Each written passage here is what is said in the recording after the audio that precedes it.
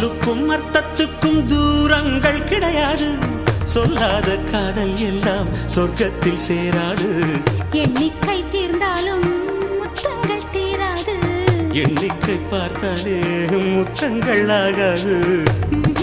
அனுபவமோ என் வீட்டு தோட்டத்தில் பூவெல்லாம் கேட்டுப்பார். என் வீட்டு ஜன்னல் கம்பி எல்லாமே கேட்டுப்பார்.